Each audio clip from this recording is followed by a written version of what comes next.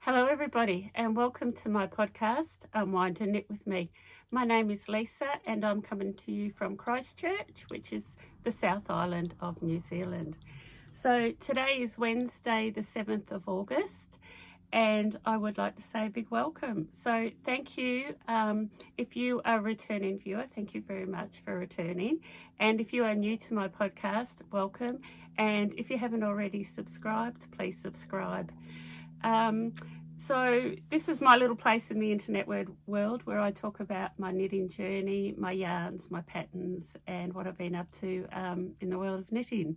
So once again, welcome. A few introductory things. You can find me on Facebook and Instagram as Unwind and Knit with me. Also, I have an online store, which is unwindandknit.com. At the end of the podcast, I generally do a shop update.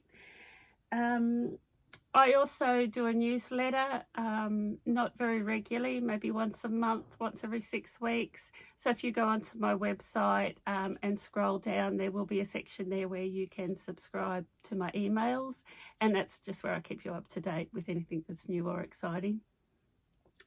Everything I talk about here on my podcast, I leave show notes for, so you can drop down to the download, I think it says download or show more, and it will give you all the links to everything I talk about, patterns, designers, yarns, books, videos. So I do leave fairly detailed show notes to everything that I talk about. And also I'm on Ravelry as Lisa NZ Knitter. I'm not great at keeping that up to date, but I am there on Ravelry. And I'm not sure if I said it, this is episode 59. Episode 59, but it's also super exciting because this is my 3-year anniversary on YouTube. So I knew it was August, I'm not sure which date, but I did get a notification from YouTube congratulating me for 3 years of podcasting. So I just want to say a big thank you to everybody that has been with me for those 3 years. I know there's quite a lot of you. Some of you joined later on but have told me that they went back and watched them all from the beginning. I like to think I've come a long way. I've learned a bit along the way and hopefully I've refined a few things along the way, but it's certainly been a journey and it certainly doesn't feel like 3 years. I really can't believe it. And for me, it's a really significant time because when I started podcasting, I've told this story before, but I had an injury and I was quite housebound and I couldn't drive and was spending a lot of time at home during that time by myself and waiting for surgeries, and that's how I discovered a knitting podcast, and that's what got me into it.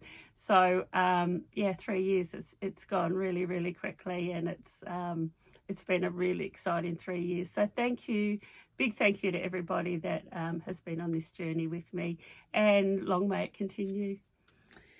That's my 3 years. I've got quite a lot today. I've got a guest speaker that I'm going to go into introduce to my podcast today. It was pre-recorded a couple of days ago because we just couldn't sync our times together. But I'm going to introduce to you Elizabeth. So Elizabeth is from Amikihia Knits. She's a knitwear designer. She's local to me here in the Christchurch, Caidree area. She's also a friend, but very talented knitwear designer. And she designed this beautiful jersey here, Scarlet Oak. So I will introduce Elizabeth and we'll talk about the process of this jersey. You will see it's wearing it, and I will also after that insert a video of me doing a quick model so you can see the back and the front. So welcome. I hope you got yourself a coffee, tea, and you're knitting, and I hope you've got a spare hour or so to share with me. Okay, so I'm going to welcome Elizabeth now. I hope you enjoy the interview. Hello. Today I am going to welcome Elizabeth from Amikihia Knits. So hello, Elizabeth. Hello. Welcome to my podcast. Thank you. Thank you for coming. The reason for this visit today is the launch of these two beautiful sweaters. Well, it's one sweater, just done in two different colorways. So Elizabeth, I'll let you introduce yourself. Elizabeth is a designer. She's a friend, and she's local to the region that I live here in Canterbury. So tell us a bit about you. I grew up in North Canterbury, so just north of Christchurch here on a sheep farm. And so farming and sheep and wool production is in my blood. And my grandmothers both knit and taught me to knit when I was little. And so knitting has always been part of our family. I had a grandmother who used to spin and knit and produced beautiful garments. So you've been knitting since you're a little girl? Yeah, about probably 6 I started. Of course, you kind of wander away during the teenage years and then you come back again.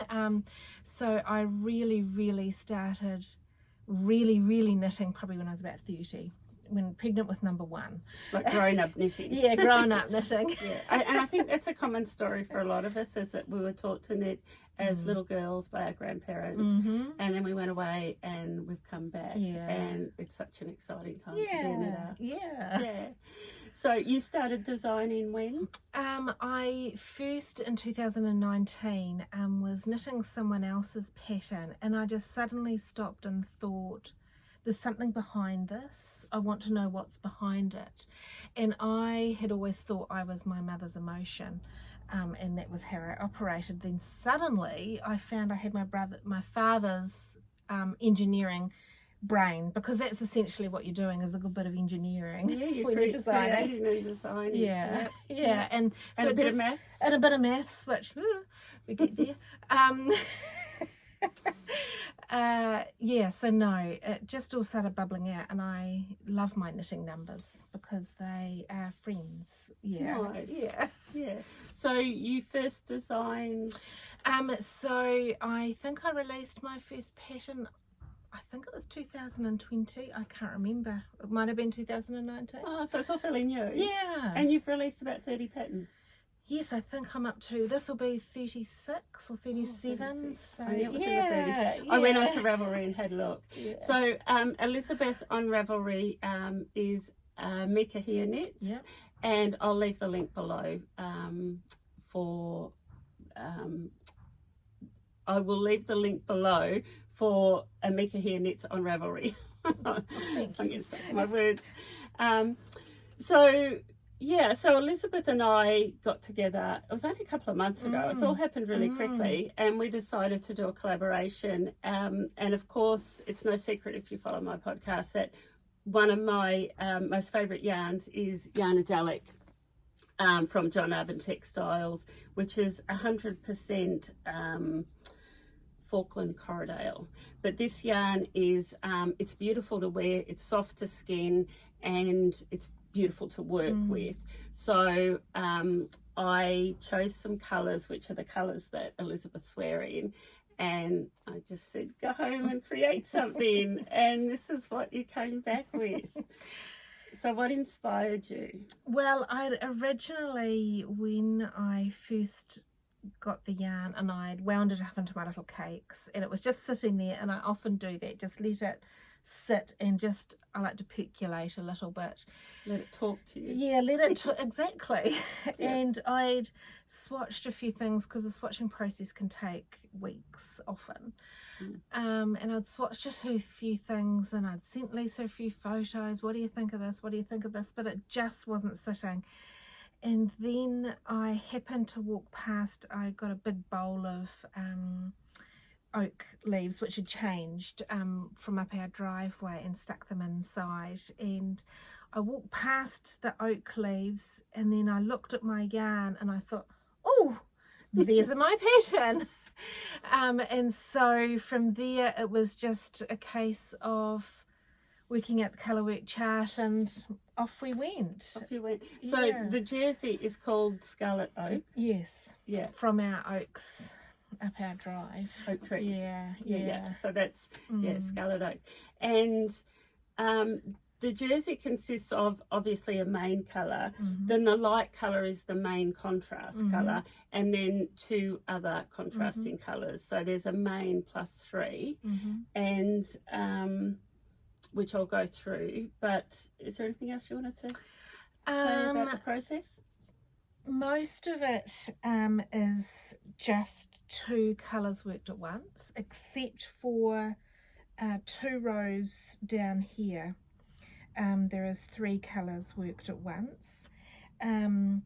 Great tip if you're doing 3 colours at once is do it when you're slightly distracted, and then you don't think about it. So I actually, it's only a few rows. It's only 2 rows. I knit it on a plane ride when it was really, really turbulent, so I didn't think about it. Oh, nice. And that would have been a nice distraction. It was. Turbulence. Yeah. So it would be a good one for beginner colour work, or certainly a second. I'd say a second colour work project. Just, so intermediate. Yeah, because you need to advanced also, beginner. Yeah, that's it. You need to carry some floats also. That's right. Yeah. And what Elizabeth's done with this, which I really like, is because I like an open neck. I don't like things close to my neck. But you cast on and you start straight away in the colour work. And it was actually quite a wide neckline, because then what you do is you go back at the end and you pick up your stitches to do the rib for the neckline. So it's at that point that you can pick up less stitches, like 3 to 4. Or... Yeah, I've probably got less stitches picked up. Yeah, so I've picked up more stitches for a wider neck, where you've picked up fewer for more of a closed-in neck.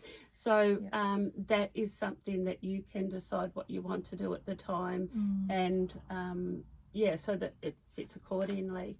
I love I love the sleeve, the cuffs. I love a little bit of colour work on the cuffs here. Mine's been done with a 3/4 sleeve because that's what I like, because I often pull my sleeves up. So you can definitely alter your sleeve length, but it's got this beautiful colour work on the cuff. And then I will insert a photo of me wearing this standing up, and you can see the hem, which is just a nice 2x2 ribbed hem. But I just love it. I decided to do the hem a good sort of, I don't know, about 3 inch. Yeah, about 3 inches. Just to balance it a wee bit. It just needed a wee bit of a longer hem because it was otherwise a wee bit top heavy, so that's why. And it sits beautifully. It's just such a beautiful fit. I love it. So the colours we've got, as you can see, really quite different, but I'll talk about the colours. So the colour that Elizabeth's wearing, the main colour is called Galetta Qatar. I just want to show you that because it's just a really beautiful, would you call that bronze? Yes. I'd call it bronze. Yeah, beautiful. And then there's these 3 contrast colours. So the main contrast colour is the Beautiful Ones, which is this really nice, it's a bit of a pinky neutral, isn't it? And then this one's actually called Pink Moon, which is like a peachy pink, and then Black Gold in the Sun. And the 4 of them, I mean, they just work beautifully together, don't they? They're stunning. They're so nice together. The ones I've chosen sort of more cool colours, the blues, and the main colour I'm wearing is called Of My Hands, which it's like a jewel colour, isn't it? What would you call that? It's a tealy. Yeah, it is beautiful. Lovely, beautiful tealy. So that's my main colour. And then my neutral is a bit lighter than the one you've used. It's called Ordinary Joe. This is actually the undyed version, that one. And then the 2 contrast colours is Woman in Blue and Indigo Dust. So dark and light. And look, I mean, I just love them. I just love them. So what we've done is we've created kits in these 2 colourways. And they're kitted up also according to size. So size 1 to 4 is one kit, and then size 5 to 9, I think it is, or 10, Yeah, 9 or 10 sizes. 9. There's a larger kit, and in the kits you'll receive them like that. They also come with the John Arbon Textiles drawstring calico project bag. But what Elizabeth did do, she's very generous. So with your contrast colours, and I'm sure you've all experienced this, is you have leftovers. You with this one here, I wrote my numbers down. So these 2 colours, there was a lot. We only used about 15 to 20 grams of each of those. Not a lot left over of those 2. So, excuse me for a minute. What Elizabeth has done is she's used the leftover contrast colours. This is the one in your colour scheme. And she's designed a beanie to match the colour work, which certainly looks a lot better against yours than it does mine. But this is just a beautiful beanie from the bottom up. Yep, bottom up. Yep. With the same... Yes, same motif, but only 2 colours ever at once in that. You will need to catch a few floats. Yep. And then you can kind of adapt it to length. You can put more length in here if you'd like. And you can either use it as a swatch beforehand, or else you can knit it up with leftovers, whichever way. Yeah, which is a really nice way to do a swatch, because you must swatch. All have to swatch. It's worth it. Yes. No one likes it, but have to do it.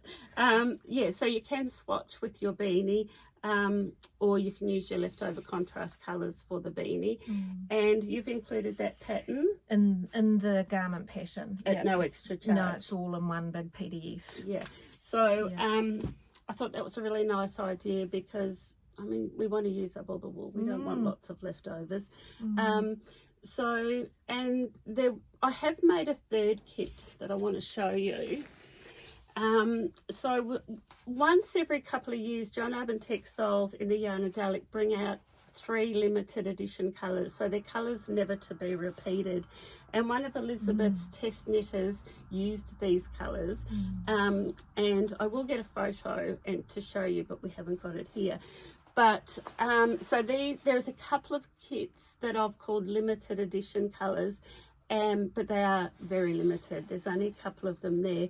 But the main colour is Dark Star, which is the limited edition. And this is a beautiful dark brown with copper and gold in it. It's beautiful. So that's is the main. And then the light colour is Space Talk. So once again, that's a really unique sort of neutral. And then the 2 less dominant colours in the colour work were the same 2 blues that I've used in mine, which is Woman in Blue and Indigo Dust. So if you think you like that colour combination, it's quite stunning, isn't it? Gorgeous. Because you would never really think to put brown and blue together. But there are a couple of packs, kits available in that colourway, which is called a limited edition, because it's literally a limited edition. I think what I like about this yarn is it's not flat. Like, the colours are so... there's a lot of variation and play and so on, and I just it's absolutely beautiful, and it works so well for colour work. You know, as soon as I started swatching, I'm like, oh my goodness, this is just, it just knits together so beautifully, and it's just what you want. And it is a lot of yarns that we talk about that are good for colour work are what we call quite toothy and grippy, but often that toothiness and that grippiness, like Jameson and Smith actually, beautiful and grippy for colour work. It has a tendency to be a little bit scratchy, and this is why I love Yarnadelic, because it's close to skin soft. There's no itch factor at all, and there's very little pilling. So I was telling Elizabeth earlier on, I've done a couple of garments in this yarn now, and the first couple of wears I do get a bit of pilling under the arm, which I think is so common and to be expected from wool. But other than that, it wears beautifully. It never looks like it needs deep pilling, you know, just Yeah, a little bit under the arms. So if you haven't tried Yarnadelic yet, it's certainly worth trying. Yeah. And even if you don't want to invest in a kit to start off with, just try it in a beanie or a small project, because it's really, really nice. Yeah. Yeah. So is there anything else that you wanted to share? Just, I guess it will be available on Ravelry as of when this goes live. Yes, once it will be live when this video goes to air. The pattern Scarlet Oak will be on Ravelry. That's right. That's right. And the beanie pattern will be there with it. Yeah, all in one. Yeah, and the gauge that you did was oh goodness, 20. I think it was a 28 to 4 inches gauge. I can't remember the row gauge off the top of my head. So it's the gauge was about a finger in weight 4-ply gauge. But Yarnadelic sits at what we call a sports weight. It's 5-ply. So you've got 333 meters per 100 grams. So think of it as a heavy 4-ply. If you're not quite sure what a 5-ply is, it's like a heavy 4-ply. I'm kind of stating the obvious there, aren't I? But yeah, so it's a nice gauge. It's not too loose or drapey. It is quite structured. Like I wore this on the beach this morning, and when I'm walking the dog, and it was perfect. Yeah, I was cozy, and the wind didn't get through me. So it's Well, that's saying something, because I think this morning it was like -2 degrees. I was keen. And you were keen. It's so cold here at the moment, but not to complain, because the sun's shining today, so we're grateful. But yeah, no, we've been getting into the minors overnight and single figures during the day. So if you were nice and warm walking the dog, that says something. So yep, I think that just about covers Scarlet Oak. So I hope you're tempted. If so, jump on and purchase that off Ravelry. And we have got another collaboration also in the pipeline. But no spoiler alerts there, sorry. You have to wait for that one. No pressure. It's still having its sleeves ripped, unripped. So we have got another collaboration in that in the pipeline, so that's exciting. So I just want to thank you so much. Thank you for coming onto my podcast. You're welcome. And thank you for working with me for this. Oh, it's a pleasure. It was such a pleasure. Okay, thank you.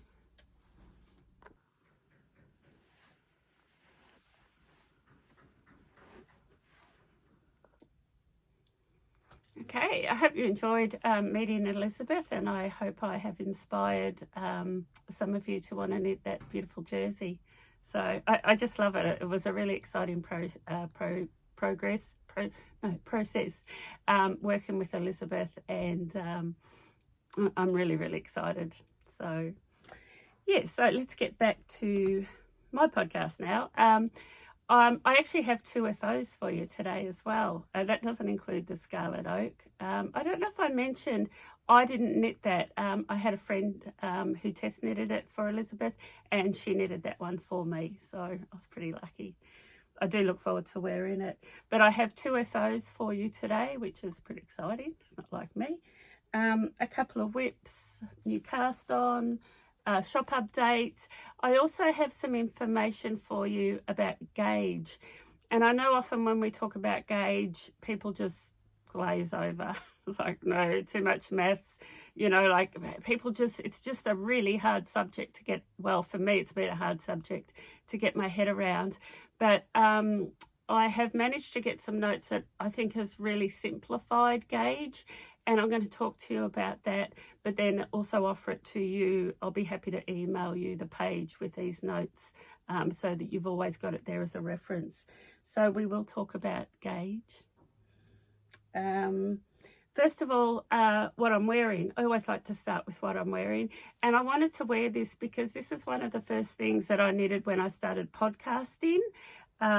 It was my first and only actual steeking project, where it was all knitted in the rounds, and then I took to it with the scissors and cut it up the middle. So this is called the Budding Cardigan, and it's by Johanna. And you can see I've chose very similar colours. It's done top down in the round. Like I said, you're only you're only carrying 2 colours, so it's not a hard colour work jersey. You do just have to be brave enough to want to cut it at the end. It's a really well written pattern. There's really good instructions and tutorials for the steeking process. There are so many tutorials on YouTube about steeking. I literally just took to it with a pair of scissors, and if you were to go back, way back, nearly 3 years ago, to the episode, I actually filmed myself cutting it, and what I did is a crochet technique to bind it off. So before I cut it, I did a crochet chain down both sides. So you do what they call a steeking bridge, so you have either 5 or 7 stitches, which are extra stitches. That's where you cut your steeking bridge. And so before I cut it, I ran along that the bridge doing a crocheted chain stitch, and that reinforced it when I cut it. So, and then you pick up the stitches and knit the button band. I really enjoyed it. The yarn I used for this is Southlander Sport, so it's a yarn that's really easy to get hold of here in New Zealand. It's a quite inexpensive yarn. It's a little bit scratchy. It's like what we'd call a bit of a workhorse yarn. It's, you know, it's robust, but it's I enjoyed working with it. You could also do this in Jameson and Smith because it's a nice grippy yarn, which is what you want for when you're doing colour work and steeking. But I do recommend it if you want to do your first project or your first steeking project. I do recommend it. It's, I'll see if I can stand up. It's I've got a t-shirt underneath. Yeah, it's got quite a wide button band. I've done it a little bit cropped. And I actually do wear it a bit. I enjoy wearing it. I do have to wear something under it, but I do often just wear a t-shirt under it. But yeah, so that's what I'm wearing. The Budding Cardigan by Johanna, and I'll leave the link below for that pattern in case you want to have a look at it. I do like her patterns. She's done quite a few. I actually feel like I'm talking really fast. I need to slow it down a bit. Yeah, so that's what I'm wearing. And now I'm going to talk to you about my finished objects, my FOs. So, this is my first frost cardigan. This was designed also by Elizabeth, who you just met. Now, I cast this on the week before I went to Canada. And then I didn't do much with it for about the month that I was away. I hardly worked on it at all. And then when I got home, I really wanted to get it off my needles because next month we're going to be in spring, and I thought it's just a really nice cardigan that I'm going to want to wear over a t-shirt in spring. So I'll show you the picture there. It's Amikihia knits, and this pattern's called First Frost. I have done this in the Yarnadelic, which is the yarn we just talked about, the sports weight. On there, the sports weight Yarnadelic. I won't go on about that because we've already talked about it, but it's an absolute beautiful yarn to work with. What I loved about this pattern was the lace work. So you've got a lace panel that runs down the front. This cardigan is worked in the flat because it's a cardigan, it's not steeked. You start at the back and you do the left and right shoulder and work down, and then you pick up your stitches at the front and work down and then join under the arms. I want to show you, you can see, so that lace work, so it's a 24 row repeat over 22 stitches. So it's not at all a complicated lace pattern. It is very easy to follow. The pattern has either the graph or the written instructions, and I followed the written instructions because it's quite repetitive. It's really quite an easy lace pattern. And I have to say, all of Elizabeth's patterns are really well written. So if you are a beginner or an advanced beginner and you want to take that step into doing a bit of colour work or a bit of lace work, Elizabeth's patterns are really, I don't want to say basic, but they are basic. They're not overly complicated, or they're just really well written patterns. And I had a friend say that to me who did a test knit for Elizabeth, and she said, I just love her style of writing patterns. There's not stuff there that didn't need to be there. It's just sticking to the point, and it's quite basic. So it is, if you've not done much lace work, this is a really nice one to do. And the thing that really caught my eye on this pattern was the lace work that runs down the back. So that's the same lace pattern that runs down each side of the front, runs down the centre there. And then at the bottom, it's got a small garter stitch and eyelet detail, and then that much lace work that runs around the bottom. I just loved it. I really, really enjoyed knitting this. The other thing, I went down and bought my buttons, and here in Christchurch we have a store called Tom's Emporium, and it has a wall of buttons, like thousands of buttons. And I always find that the hardest thing with a cardigan is choosing the buttons. With this, and with this as well actually, I kept the buttons really simple. I didn't plan on keeping them simple. I would have got something if it jumped out at me. But then when I was looking at them, I thought the feature on this is that lace work, and I really don't need to detract from that. Let the lace work be the feature. So what I've gone for is a very basic little button that's really closely matched. And I'm really, really happy that I did that. I think the pattern called for 6, but when I measured them out to do the button band with the buttonholes, I wanted 7. I didn't want them too spaced because they gape. So I have actually done 7 buttons, not 6. And I did do 5 pattern repeats. I did 5 full pattern repeats. You could have cut that, sort of done 4.5 if you wanted it a little bit shorter. I did do the 5, and I'll come back to that. I want to talk about the sleeves. So the sleeve is I have not done this technique before, but it's a sleeve cap, and I think it's a takeoff of the contiguous sleeve cap, which I'm hearing that term a lot now. I don't know too much about it. There was a designer that I think brought it out. Actually, I was talking to Elizabeth, and she actually thinks that technique goes way back to Elizabeth Zinnemann's days. So, but anyway, you pick up your stitches and you do a whole series of short rows, German short rows, to create this cap. And then once you get to this point, you work straight down. Now the sleeves, they were a little bit deceiving because I thought I'll knock the sleeves out in the next couple of days, no worries. There was actually quite a lot of knitting in the sleeves because there is no decreasing.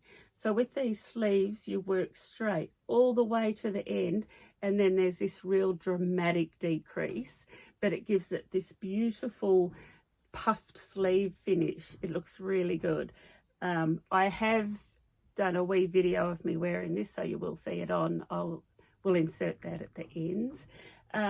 But because there's no decreasing, there was quite a lot of knitting for both those sleeves.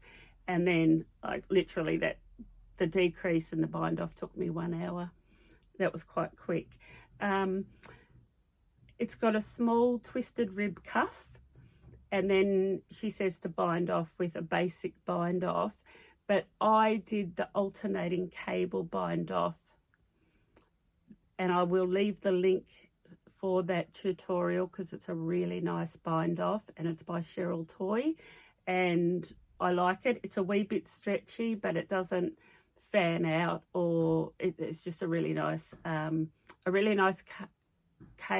cast off for 1x1 rib. So that is the only modification I made to the whole pattern, was the bind off that I used on the cuffs.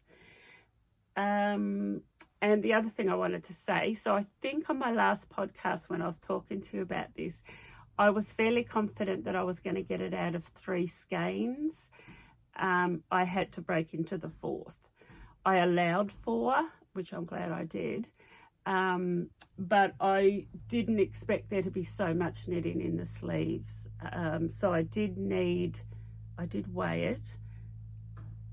I'll check my notes, but I'm pretty sure I only used 20 grams of the 4th skein. So you could, and I did the size 4. You could possibly get it out of 3.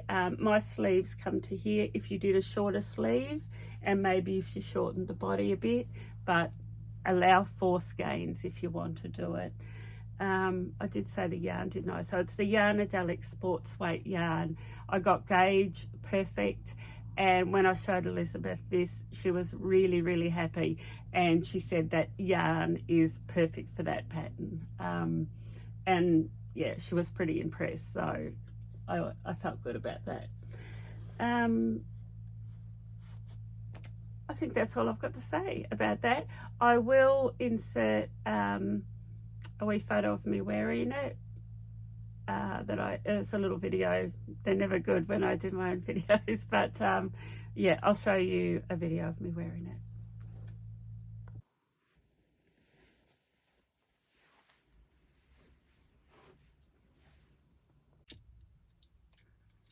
Okay, just a wee correction there because I checked my notes. I did the size 3, not the size 4, which was 106 centimetre bust circumference. So I did the size 3, and I used 320 grams, so only 20 grams into the 4th ball. So I do allow 4 balls or 4 skeins of that yarn. And the other thing which I encourage you to do as well, in the pattern there's a lot of slip knit and slip purl in this lace work, and I did have to check my technique for slip purl because I was just going to slip purl it just without thinking. But the slip purl is you slip one purl-wise, then you slip one knit-wise, then you transfer them both back and you purl into the back. And that's quite important because it determines the slant of the lace work. It's important that you get that right to get the right finish. So I do often say that with lace work patterns, just check your techniques against the tutorials to make sure that you're doing the technique that the designer actually has written the pattern for. So that's that. I'm really happy to have that off the needles. It's been really difficult because I've had what do we call it, cast-on-itis. I have so many projects that I want to cast on, a lot of yarns and patterns that I brought home with me from Canada, but I have stayed really focused and trying to get finished the ones that are on my needles. So I only have one new cast on to show you. That's my first finished object. I'm just going to get the second.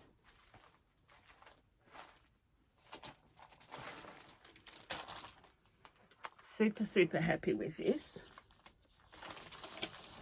Now this is the Soul Sister scarf. So this pattern and yarn was gifted to me by a very good friend, and that's it there, Soul Sister.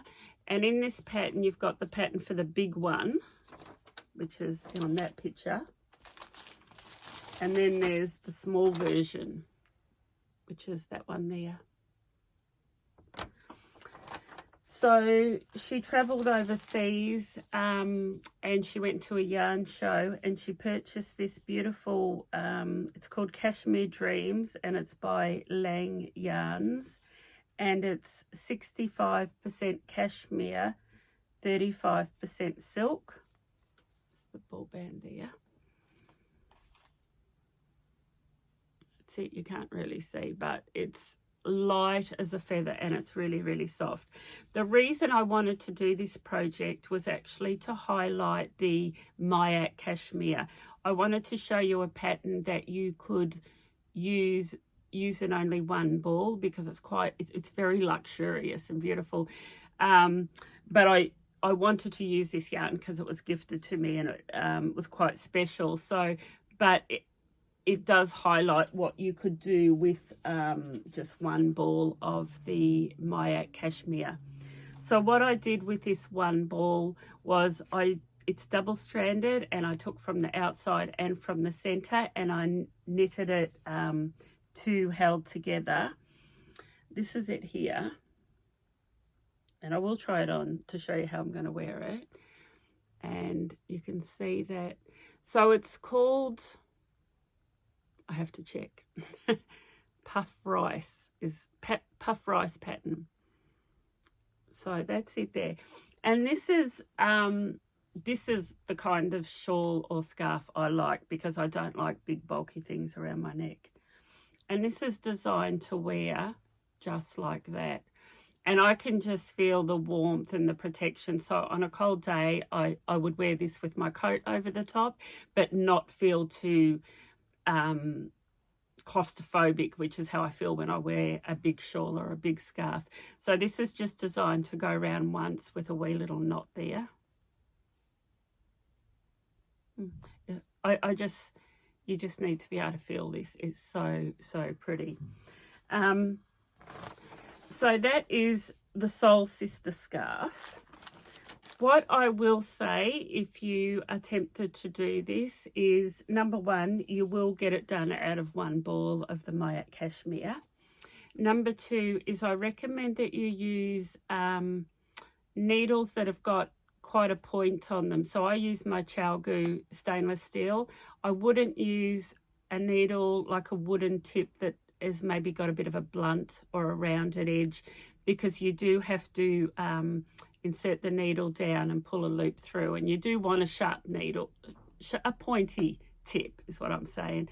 And that's probably the only thing that I've got to say on it. It's when I started it, what I will say is when I started it, I thought, oh, this is really time consuming. And part of me wished I'd just done the Sophie scarf, which is just garter stitch. I'll show you because I brought that to show you. But once I got into it, the pattern is a 4-row repeat, and I memorized it, and it actually became really quick. So I thought it was important that I tell you that, because you may start it and think, oh God, this is going to take me forever. But it actually becomes really quite easy. And once I got a third of the way through, I did put it aside for about a week, and I never went back to it. And then I picked it up one night, and it just went, oh, this is easy. And I just whipped through it over the next couple of nights. That's what I'll say. Is the rest of New Zealand or the Southern Hemisphere as tired as what we are? My God, the Olympics are on. And we've been sitting up every night. We haven't gone to bed before midnight for about the last, I think we're into about day 8, I think. We are so tired. Every morning my poor husband gets up, head out the door at 7:30. I think, how do you do it? But every night he comes home and wants to watch them again. And even my daughter, she's watching them at her flat, and she's texting us going, Mum, did you see the rowing? Mum, did you see the what was it last night or the night before, the pole vault where they, oh my God, the Kiwis are doing so well. So proud of the Kiwis for such a small nation. They often have on the news how if you were to scale the amount of medals versus our population, that we'd actually be winning. So we're doing super well. But anyway, we're super tired. But I have got quite a bit of knitting in because of the Olympics. I want to show you, I didn't bring the pattern down, but if you follow Ravelry and other podcasts, you'll know this little scarf has been knitted tens of thousands of times. So this one's called the Sophie scarf. And you'll see there that it's just garter stitch with an I-cord edge. and you knit to halfway. You increase, knit to halfway, so you weigh your ball as you go, and then you start the decrease side. And this is another option for a single skein project if you have that one special cashmere or that one special skein that you want to do something special with. So that's the other option. So you've got the Soul Sister scarf or the Sophie scarf. I will leave the link below, the Ravelry link for both patterns. With this one's a bit longer, and I can actually wear this one wrapped around twice, like that. But I'll tell you what, the yarn in this one is alpaca, and it itches me. I don't wear it. I think I might give this one to my daughter. There's something with alpaca that I just can't wear. But yeah, I will tell you, with this one as well, I did weigh the yarn, and then when I got to halfway, I put a pin in and started knitting the other half. And then when I was down to about 3 grams, I started to do the decrease, which is only that small section there. And I wished I probably could have done another 2 or 3 pattern repeats, but it's really hard when you're weighing such a light, small weight. I was using my kitchen scales. I could have got my other scales out that I use for, I weigh up dyes, and they're really, really measure really small weights. And that's probably what I should have done, because I've got some left over that is of no use to me, where I probably could have added another couple of inches of length to it. So yeah, weigh your ball of yarn, knit to the halfway mark, and there you have it.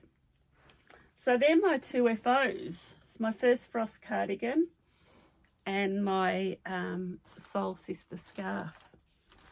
So I hope I've got you tempted to do that. It's really, like I said, I mean, this one is super, super simple, just garter stitch. This one has got a bit more lace work, but it is really quite, it does come, it's only 4 row repeat. It does become quite quick and quite easy. So they're my 2 FOs. Now I'm going to tell you about my whips, but I'm just going to get a drink. Okay, so the first whip I'm going to talk to you about is my Oslo Hat by Petite Knit, and I'm doing it's called the mohair edition. Now I've done this before, and I did it with a finger in weight held with a silk mohair. This one I'm doing with a yarn that is like a heavy 4-ply. It sits between a 4 and a 5-ply. But I will show it to you. But that's it there, the Oslo Hat by Petite Knit. Now, I really like this pattern, but there's a lot of knitting in it. I haven't done a whole lot since my last podcast, because I really only knit on this when I'm, I don't know, out knit group or somewhere where I don't have to think too much. I haven't knitted on this much at home. But the yarn I'm using is Loie and Lola, and I bought this in Canada, and she's a dyer from Australia, from Tasmania. And the yarn is called Cormo fingering. And I spoke about this last time. So Cormo is a result of crossbreeding Merino and Corriedale Merino. That's where they come up with the word Cormo. It's beautifully soft. I'm knitting this for my husband, and that's the color. It's just a really nice sort of camel, I'd call it, camel brown color. It's beautifully soft. For 100 grams, there's 365 meters. So it is like a heavy fingering, heavy 4-ply. And I'm knitting it on a 3mm needle, which is what the pattern recommends. I'm knitting this on the 40 centimeter fixed chiaoGoo, which are just so perfect and comfortable for knitting beanies from the bottom up. And then when I get to the crown, I will have to change over to DPNs to do the decrease for the crown. But there's a lot of knitting, but it's a really nice tight gauge. You can see there, on the 3mm needle. And then what you do this for about 20 centimeters, then you fold it on itself and join it, and then there's not a lot of knitting from that point to the crown. So most of the knitting is really in the brim, which is going to be doubled. It's nice and it's easy and it's knitting up beautifully. I'm really happy with the fabric. Like I said, I have knitted this pattern before and I really like it, but I really should get that finished for my husband before winter finishes. He lives in hope. So that's my first FO. Let's pop that down there. Pop it on the floor. Now, my second FO, I have a dilemma. And I thought I'd share it with you because there's no use just sharing all of my wins. I might as well share some of my disasters. Now, just bear with me. I'll just get myself organised. I had to go and find my pattern. It was upstairs. I had filed it away. But do you know sometimes there's just some patterns that you think, maybe I'm just not meant to have that garment. Maybe it's just not meant to be in my wardrobe. Well, that's how I'm starting to feel about this pattern. So this is, and no fault of the pattern, this is 100% my fault. This is Blueberry Vodka Lemonade by Thea Coleman. That's a pattern there. And I really want this jersey. I knitted it earlier this year and I didn't swatch and the yarn grew. It was 100% merino and it didn't fit. It was ridiculously big on me. So I gifted it to a friend who wears it and it looks great on her. So it did go to a good home. But I loved the pattern and I really wanted it. So I cast on a second one. Now, I cast this on before I went to Canada and I hadn't done a lot of work. And like I said before, I've really tried to finish some of my whips before I cast on new things. So I got this out a couple of weeks ago and thought, okay, I'm really going to make an effort to get this off my needles. So this is the one I'm doing. I'm doing in the same yarn, but a different colorway. And I sold out of this color, so I do apologize. But this is where I'm up to. So I've done the back and the front and I'm about halfway down the body. And I've got my size in right. I have my gauge right this time. But then I was doing it the other day and I thought, I haven't been alternating my skeins. Now this is indie dyed yarn and there can be variations with indie dyed yarn. And we talk about this all the time. You need to alternate your skeins. Unless it's commercially dyed yarn, like your Yarnadelic. If it's indie dyed yarn, please alternate your skeins. And there are some really good methods to do that. The main one is called the helical method. And I will leave the YouTube link below for it because I really encourage that you do it. Now, I didn't do it. I don't know. I think I was just being lazy. I don't know. But as a result, I can see some pooling of colour between the two skeins. Now, I'm going to show you. So the first skein through to here, you'll see it's quite variegated. Quite happy with that. And then at this point, I've joined in the second skein and you'll see it's quite a lot darker from there to there. And I kept knitting for a few inches thinking, it'll be right, it'll blend in, it'll be good, you know, at the end of the day. But I don't think I can live with it. So then I sat there with it last night deciding what I was going to do with it and what I was going to talk to you about what I was going to do with it. And the thought of ripping it all the way back was not going to work because I should have been alternating all the way through. There's no use just ripping it back to here because the other skein I got will probably vary again. So I sat there last night. I thought, I'm just going to rip the whole lot out. I'm just going to strip back the whole lot, rewind my balls into cakes and put them away in my stash for another day. And I don't want to because I really want it, but I just don't think I can live with that variation in colour. And I needed to show it to you because I don't want you to make the same mistake. And actually it's really funny because a friend of mine has just done exactly the same thing. And she showed it to me and it was like, oh, yeah, I don't know. and she did rip it back to a certain point and then has started alternating her skeins. But it's a really important lesson. And it's a hard lesson. I mean, there's a lot of hours of knitting in that. But I think it just goes back to that she'll be right. It'll be right at the end of the day. Attitude. You need to be more precise, I think, with our knitting. I know it's a craft and I know it's about, you know, there's a lot of room for error, but you've also got to love what you are creating, and I'm not going to love this. So I'm going to rip it back. And you probably won't hear about blueberry vodka lemonade from me for a very long time. I might see if I can get someone to knit it for me. What I will say, I will talk about it because you may want to knit it with either commercially dyed yarn or you may want to alternate skeins. The one thing I will say with this pattern, and the one of the things that I really loved about it, is this eyelet detail. It's really good. This eyelet detail that runs along the raglan sleeve, well, that same detail also runs down the side. See there. It's a really nice detail, and it's actually what attracted me to the pattern.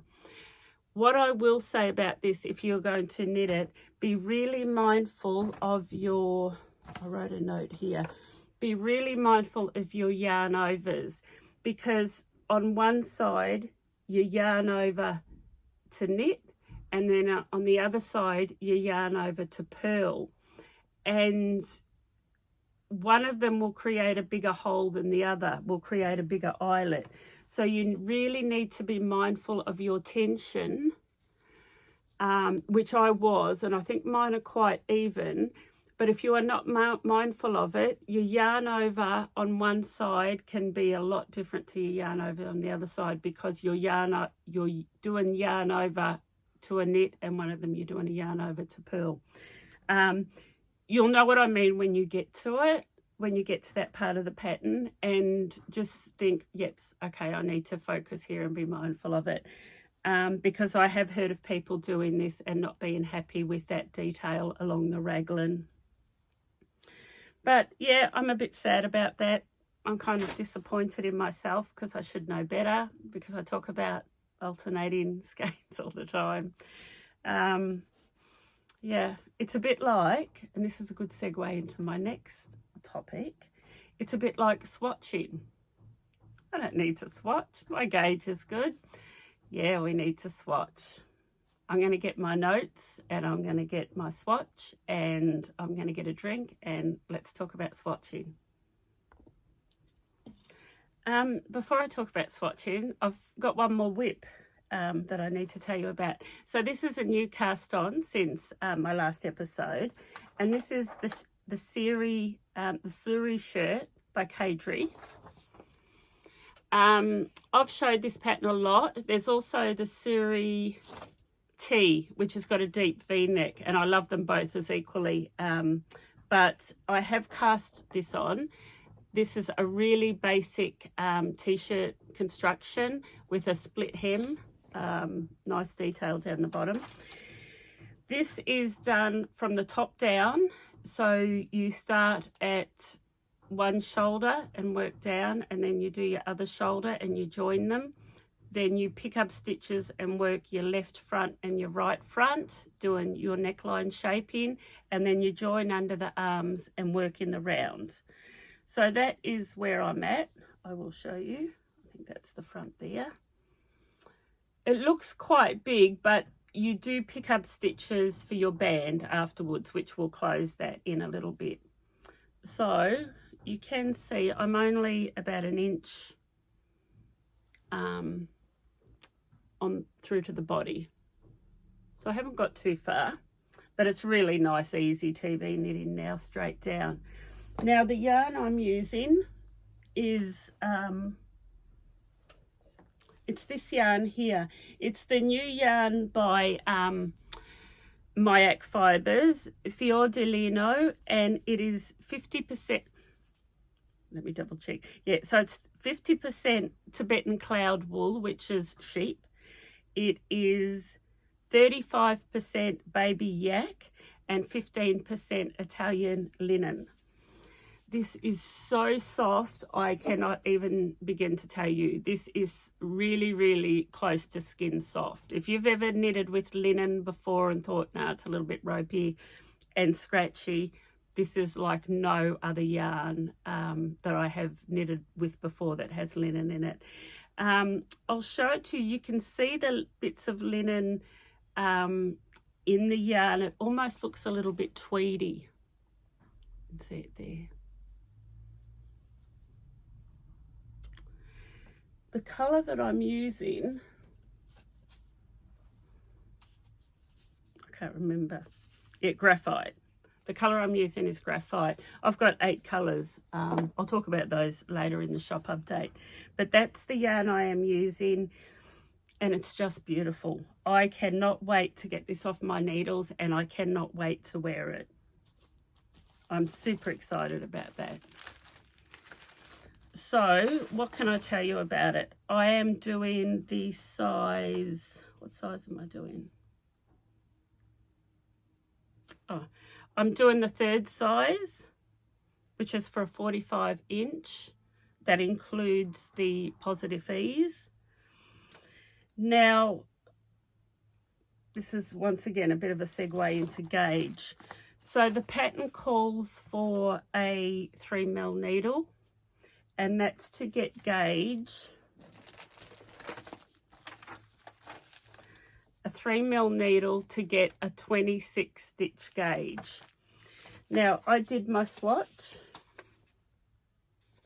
prove that I did it. I did my swatch, I wet blocked it, and I ended up with 30 stitches. So I had 4 stitches too many per 10 centimetre. That will make a big difference to the oversized finished garment at the end.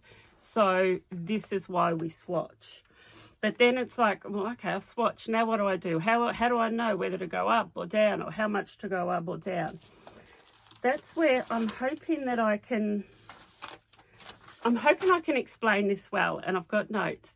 So what I will first of all say is I generally don't teach, because I don't consider myself a master knitter, and I don't have the confidence to teach. I'm more than happy to talk about what I know, but not in a teaching kind of platform. But I think this is really important. So I'm going to do my best. So what I have here, and I've printed this out, and I'm going to make this available to you. So all you have to do is email me, go onto my website, and from there you can email me, shop@ourmindandknit.com, and I'll send you this for no charge at all, because I think it's really, really good. So I'm just going to talk through it because it's the maths formula that you need. Now, example, this is not what I've just done. This is another example. The pattern says 20 stitches per 4 inch. Your pattern says you need a gauge of 20 stitches. But when you've done your swatch and you've wet blocked it, you've got 22 stitches. Now, a lot of us would go, it's only 2 stitches. Who cares? Don't worry about it. 2 stitches matters, because that's 2 stitches every 10 centimetres. And if you're doing something that is 100 centimetres, that's going to make a big difference to your overall finish. So what you do then is you break it down into, instead of 4, I'm going to talk inches, okay? So the swatch says 20 stitches for 4 inches. Stick with me here. What you're going to do is then break that down to how many stitches per inch. So to do that, you do 20 stitches divided by 4, which gives you 5. So what you need is 5 stitches per inch. But what you've actually got is 22 stitches divided by 4 is 5.5. So you break it down to what you need and to what you've actually got. And I've written the formula there how to do that. Then Stitches required for finished size as per the pattern. So the pattern that you're knitting, say, has got a 45-inch circumference. That's the size that you want. So for 45 inches times 5 is 225 stitches. Okay, I've got it all here.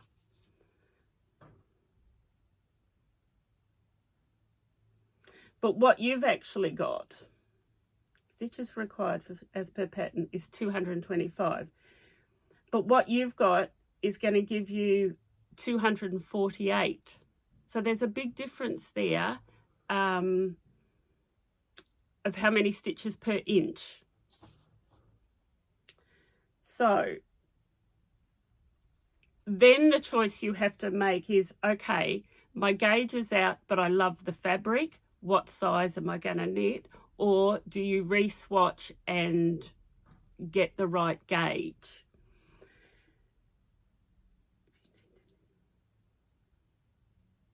Okay, so then what you do, it's complicated. I know it's complicated, but this simplifies it. So if I can send you this, then you can, it's visual and you can look at it and you think, okay, I can do the maths now. So what then you have to do is get the amount of, so if you get your pattern and you look at the pattern, and for the body, it says that you have 225 stitches. So if you need to knit the size, the pattern says you need 248 stitches, but what you've actually got is only 225 stitches. Then you have to change the size. So what, I'm making a mess of this, I know I am. But if you proceed without making these adjustments, your gauge of your finished garment will be 40.9 inches, not 45 inches. So that's where we need to get to. That's the bottom line, is there's 4.1 inches difference, which is quite a lot to the finished garment. So email me and I'll send you this, because it makes more sense when you look at it. And then at the bottom, what I've put down here is, if you do your swatch and you need more stitches per 4 inches, you need to go down a needle size. If you need less stitches, you need to go up a needle size. So even that took me a little while to get my head around. So if you need more stitches, you need smaller stitches, so you go down. If you need less stitches, your stitches need to be bigger, so you need to go up. I've written it all down. The other reason, I've done a better example there. I don't want to waste too much time on this because I know you're going to glaze over.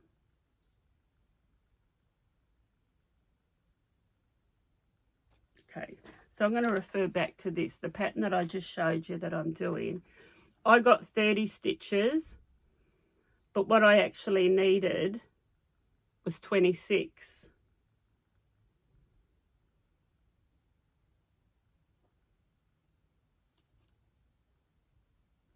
That's right. But I liked the fabric. So I actually, I'll send you this. It's too complicated. I'm sorry, I'm not a very good teacher, but I have written it down in a formula that I can now understand and I can now apply to my knitting. And I really want you to have a copy of it. So flick me an email and I'll send you a copy of that. This is another example of swatching. So this is a garment that I want to knit. I showed you in the last podcast. It's this number 16. Now I've got cotton yarn that I bought overseas to knit this, and I did the swatch. The other reason for doing swatches is actually to see your colours. But yeah, it's too tight, so I need to go up a needle size. So I actually got gauge, but I don't like the fabric. the fabric is too dense. I've wet blocked this, but there's actually no drape or anything in it. It's quite a dense fabric. So what I am going to do is go up a needle size to have a looser gauge, but then to do that I'm going to have to do a size smaller garment, so I'm going to need to apply that maths. But what I did, I loved these two colours and I wanted to stripe them in this pattern, but when I've put them together, I actually don't love them. I love them, but I don't love them on me. This looks too green, and against my skin colour, it doesn't suit me. So this was a really important thing to do, because I would have knitted that up, because separately I love the colours and I would have had a finished garment that I didn't love the colours. So that's the other reason why we swatch, especially if you're using more than one colour, so you can see exactly how they look. So number one, I'm not going to do this colour combination, and number two, I'm going to do it at a looser gauge. Okay. The other thing, if you haven't got one of these are really, really good to use. So these are bought out by chiaoGoo, and they're a gauge ruler. And what you do is you've got your swatch, you lay it down, you put this over the top of it, and it makes it really easy to count out how many stitches you've got in that 4-inch ruler. It has inches and centimetres, and then it has all your conversions and your needle gauge. These are called gauge rulers, chiaoGoo gauge rulers. They're on my website. They're really good. I've had mine for years now, so once you've got it forever, and you really need it for doing swatching. Oh, I'm probably going to regret putting that segment in there because I feel like I messed it up, but I do want you to have a copy of that, because it does make more sense once you've got that maths formula. I'd been asking a lot of people for a long time for that formula, if somebody knew where there was somewhere I could get hold of that maths formula. And I finally got it, and I haven't explained it well, but it does make sense once you see it printed out. Okay, let's move on. We just work through my list. Once again, I've been really restrained with my cast on, so I haven't got any other whips, which is really good. But for my next podcast, I will have new whips. I want to talk to you about a couple of wee shop updates. First of all, since I saw you last, I've got, I'm now the stockist of All Stitch stitch markers. All Stitch Studios, these come out of America. These are little metal magnetic stitch markers that are just beautiful. They're like little bits of jewellery on your knitting. They're smooth, they're magnetic. So if you've got the holder, like which I have, it's a magnet. That's really good when you're taking them on and off. But these are under All Stitch on my website. I got the gift box, which is just beautiful. I sold out. You guys loved them. There's some more, and they're on their way, and what's today, Wednesday? They should be here by Monday. So depending when you are watching this, if you missed out on those in the first order, and I have doubled my order this time, so there is a lot more. But these, jump on my website and have a look at them. They're so pretty. But they're called All Stitch, and there's flowers, and there's rings, and there's stars. And then there's the gift box, which will be in next week. The other thing I have in stock, I carry swatch cards. Here, you can see them. For all of my John Arbon Textiles yarns. So there's one for Yarnadelic, one for Exmoor Sock, one for Appledore, and they have just now brought out the one for Knit by Numbers. Now, the Knit by Numbers one, there's 5 pages to it. There's over 100 colours. I've got around, I've got about 50. I've probably got about half of the range. But if you are wanting swatch cards, so you can order a little bit more confidently, you can buy these. So on my website, they're listed under shade cards. I think if you just search shade cards, they should come up. They're not free, and I don't put a markup on these at all. I only charge you what I have been charged to get them here. So some of them are $5. The big Jamieson and Smith one, I think, is about $25, and I can't remember what the Knit by Numbers one is, but I don't make any money on them. I purely sell them as a service, so you can sort of be a bit more informed. That's the Jamieson and Smith one that comes in a folder, but really, really handy if you do a lot of colour work. So I wanted to let you know that they're now all in stock. The Knit by Numbers one I've been waiting for quite some time, but they've just now become available. Earlier on I showed you some kits in the Yarnadelic for the Scarlet Oak jersey. So there was the autumn shade and the blue shade. That's the ones that Elizabeth and I were wearing. Then there was one that had limited edition colours. That's available as a kit. But I wanted to show you, I haven't got this as a kit, but I just wanted to show you because this is a friend of mine is doing that jersey, and she's using yarn from her stash, different brands, and she's combining different brands, but her colours looked stunning. And I thought, I just wouldn't have thought to put those colours together. But I have done a similar colour match in Yarnadelic, and I wanted to show you. So her all over colour is like this apricot peach. Now this is called Pink Moon. So her all over colour is similar to this. And then her three colours that she's chose for her colour work are quite subtle. And I kept looking at it thinking, it's stunning. And I wouldn't have thought to have put three colours that are so subtle together. But they looked so good that I thought, well, I just want to try that as a kit. So I've done that as the main colour, which is Pink Moon. And then these three, that one would be the main contrast colour. And then these two, the others. This one is limited edition. There's not many of that left. That's called Space Talk. This mauve is called Hey Moon. And the neutral is called the Beautiful One. But have a look at those. I think they just look gorgeous. I haven't got these together as a kit, but I'll list the colours in my show notes if you are interested in doing something that's a lot more, I don't know, just whimsical and subtle. I just thought they were beautiful together. I'll list the colours and you can decide for yourself. You can make your own kit. If I see an order come through that I'm guessing is probably a kit's worth, I will still, I just lost my earbud, I will still include the project bag. So any order of like 4 or more, 5 or more, I will still include for free the John Arbon Textile project bag. But I wanted to show you those.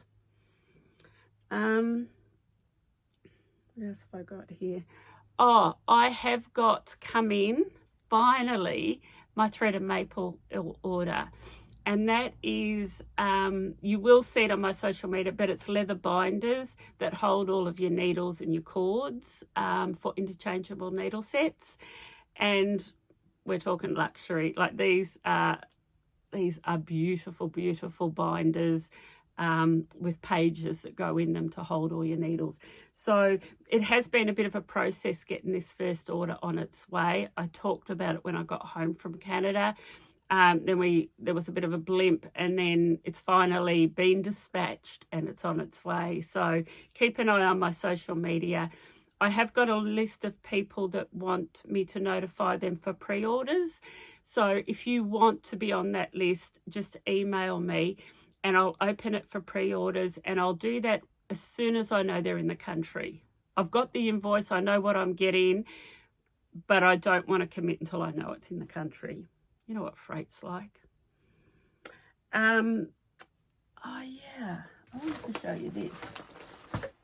Actually, I'm going to pause you for a minute and come back. I've wanted to mention this person on my podcast for a little while, but I keep forgetting, but I finally made the note so I'd remember. But Karen is from Bellbird, New Zealand, and she makes candles. And she's from down south, around Goa, which is way down south. Beautiful area.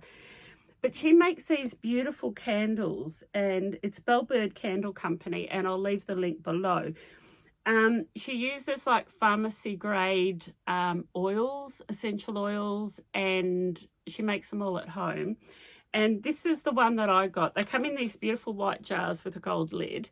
And this one I absolutely love. And this fragrance, I don't come across it very often, but it's called Fresh Linen, and it's my favorite out of all of them. These burn for 35 to 40 hours. The other one I've got here is called Black Raspberry, which is, I think she said it might be one of her biggest selling. It's really strong, so you wouldn't need to burn that for a long time to get that fragrance in your room. But they're really nice. I know candles are everywhere, and you can buy all sorts of candles, and cheap ones and expensive ones. But I really love these ones, and they burn well, and they're just really nice. I think she's got 10 different fragrances. I won't go through them all, but I will leave the link below. So if you like nice candles and you want to treat yourself, go and visit Bellbird Candles, New Zealand. Bellbird Candle Company, it's called. Yeah, they're really nice.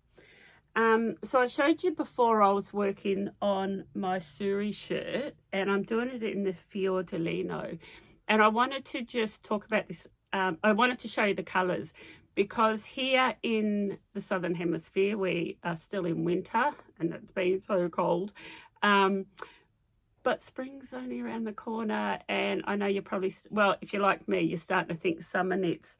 I summer knit all year round because I love wearing short sleeve things over my merinos. I just layer them. But this is a beautiful yarn for a summer knit. So I thought I'd just show you the colours, because sometimes people think it's hard to pick on the website. This one is called Denim, and it's a true denim. This one is called Butternut. Isn't it gorgeous? That's the one I'm using called Graphite. I showed you that. So that's like a charcoal. There are two pinks, and they're really quite different. So this one's called Anamore Pink, which is really quite a dark pink, a hot pink. And this one is called Pink Cosmos, which is more of a dusty. You can see the difference there. That's actually looking red. It's not red, it's just a darker pink. So they're the two pinks. Turmeric, which is a beautiful yellow.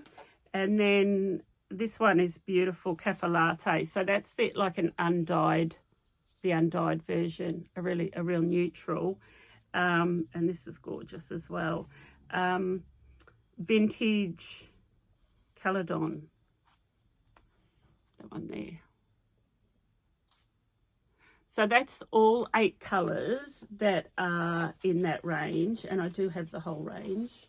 I wonder if I can show them like that. Anyway, so that's those 8 colours, and that's the mYak linen blend.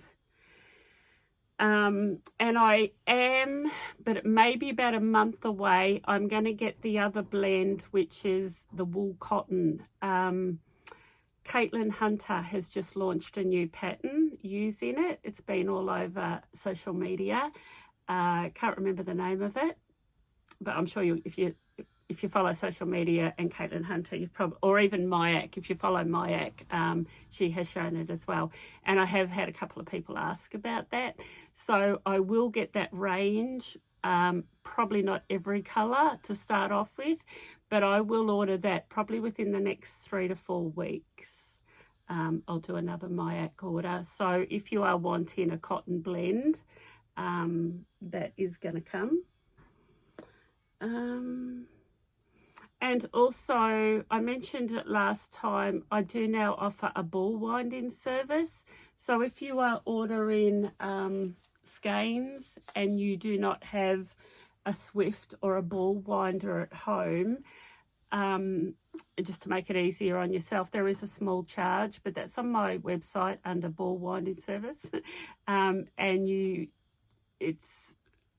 select 1, 2, 3, the quantity. So if you order 4 skeins, then you order 4 services, and your yarn will arrive to you all caked up. I think that's, oh, there was one more show note. Yay. And I only did this morning. I wanted to do something to celebrate my 3 years of podcasting. So I have done a special on my leather bags. So I've done 25% off these beautiful bucket bags. These are 100% genuine leather. They are thick. They are really thick, solid leather. This bucket bag, they do self-stand because they've got a really nice big base on the bottom. This one's a bit squashed up. I designed these. I designed all of them to have a big side pocket that will actually hold your iPad or your tablet if you knit from Knit Companion. They're fully lined inside, also with lots of pockets. You can't really see that. And this bag is quite deceiving how much that actually holds. It does actually hold quite a lot. But they were $1.90 and I've taken 25% off them. And that's just while stock lasts of those. So I have specialed those leather bags at 25% off. You've seen all of our kits for the Scarlet Oak. So I hope you love them. I hope you're tempted to knit one. And I also hope you jump over onto Ravelry and have a look at an Amikihia knits. I think she's done over 30 patterns now, so she's becoming quite the accomplished designer. So super, super happy for her, and I really want to support her. And I hope all of you get behind it and support it as well. And that's me done and dusted. Hopefully on my next podcast, well, not hopefully, but the Olympics will be over and we would have had some better quality sleep than what we've been having. It's been crazy. So of course the Olympics are in Paris, and the time zone is, I don't know, I think it's 12 or 14 or 16 hours. But anyway, a lot of the events for us are on really late at night. And of course you could get up and watch the replays, but there's no fun in that. So anyway, go the Kiwis. I just love them. I just love watching the Olympics. I know a lot of people, it's, you know, they don't care for the Olympics, but I come from a family of sports spectators. Yep. Which is probably why I do a lot of knitting, because my husband's probably more the sports watcher than I am, but who cares what's on TV if you've got good knitting, right? Anyway, I'm going to leave it there. As always, please subscribe if you have not done already. I will mention, so I've had a couple of people ask me recently, Lisa, why should I subscribe? What does it mean? And does it mean that is there a charge? What's the commitment? So it's none of that.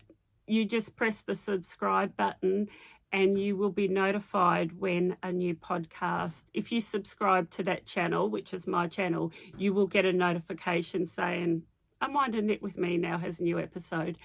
I think you might have to do it through Google. So, but there's no charge, there's no commitment. You never ever have to supply credit card details or payment details. It's not a subscription that where a payment's involved. It's nothing like that at all, but it does help me and it helps my channel. So, and that's why I ask, if you do watch and you do like the content, to please subscribe. Via my website, flick me an email or shop@unwindandknit.com, and I will send you that formula for calculating your maths. Sorry for ballsing it up. I know that I'm not good at explaining those things, but I'm pretty sure that once you see it written, it will make a bit more sense. Thank you everyone that has stuck with me for the last 3 years. It really means a lot. I love this knitting community, love being part of it, and love all the feedback that I get. It's awesome. So thank you for the last 3 years, and let's hope there's another 3. So yeah, please subscribe, please give it the thumbs up, share it with your friends, and I will see you again in another couple of weeks for episode 60. So I think I'll do a giveaway on my next one to celebrate number 60, because it's a nice big rounded number, and also the 3 years. So I'll see you in a couple of weeks for episode 60. So thank you, take care, stay happy, stay healthy, and I hope you get lots of knitting done. See you soon. Bye.